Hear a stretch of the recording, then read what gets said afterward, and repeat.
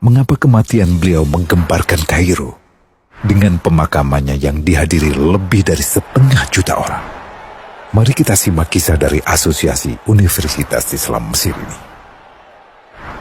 Al-Kisah dari kampung kecil bernama Tafahna al-Ashraf, distrik Mittelghamir, provinsi Dakohlia, Mesir, ada 9 orang sarjana miskin lulusan Fakultas Pertanian.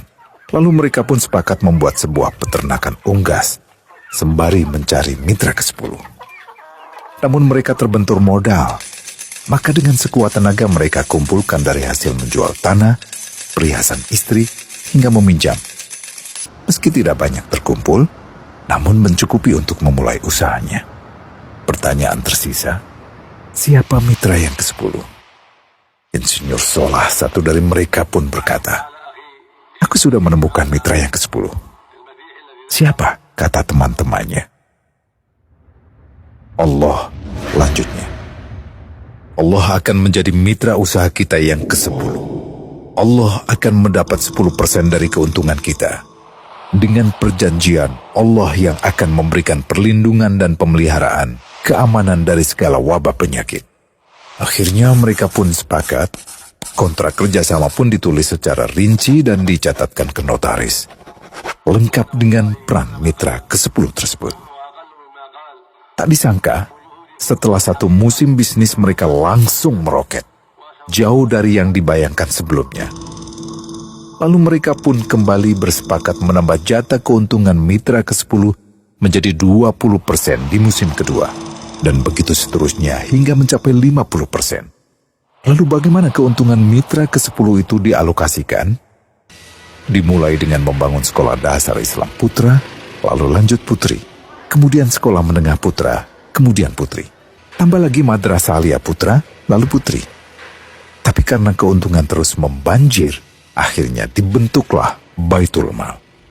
Dan mereka pun mengajukan ke pemerintah untuk membangun universitas di kampung. Awalnya ditolak dengan alasan tiadanya akses bagi para mahasiswa. Tak berapa lama mereka pun mengajukan pembangunan universitas lengkap dengan stasiun kereta beserta jalurnya dengan biaya mandiri. Akhirnya permintaan ini disetujui. Dan pertama dalam sejarah Mesir, berdirilah sebuah universitas di perkampungan kecil. Semakin berkembang, dibangun pula fakultas kedua, ketiga, keempat hingga asrama putri dengan kapasitas 600 kamar. Lalu asrama putra dengan 1.000 kamar. Tiket kereta api pun digratiskan untuk memudahkan transportasi menuju kampung tersebut. Tak cukup hanya itu, dibangun Baitul Mal berikutnya hingga hilang kemiskinan di daerah tersebut. Dan program ini diduplikasi ke kampung-kampung lain hingga bisa dikatakan tak ada kampung yang disinggahi Insinyur Solah kecuali akan dibangun Baitul Mal untuk warga. Bantuan pun diberikan untuk fakir miskin dan para janda. Pemuda pengangguran pun dilatih untuk mengelola perkebunan sayur hingga mandiri, bahkan sampai bisa mengekspor ke negara tetangga. Pada saat panen raya, seluruh penduduk dikirimi paket sayur. Di hari pertama Ramadan diadakan buka puasa bersama untuk seluruh penduduk desa. Mereka memasak dan hadir ke lapangan yang dipenuhi beraneka makanan. Disiapkan juga perabotan untuk gadis-gadis yatim yang ingin menikah. Dan ini semua merupakan sedikit dari banyaknya kebaikan yang dilakukan oleh Insinyur Solah. Hingga pada akhirnya disepakatilah keuntungan perusahaan 100% untuk Allah. Insinyur Solah yang awalnya adalah salah satu mitra usaha berubah menjadi karyawan Allah.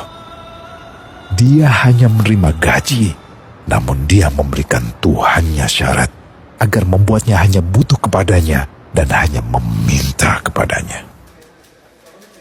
Inilah sosok Insinyur Solah Atiyah, aktor utama kisah menakjubkan ini. Keikhlasannya membuat ia sama sekali menolak terkenal di media massa.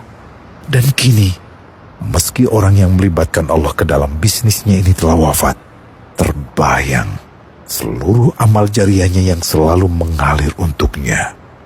Masya Allah. Pertanyaannya, akankah ini hanya menjadi sebatas kisah saja?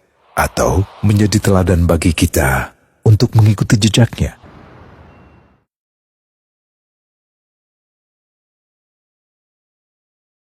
Global Wakaf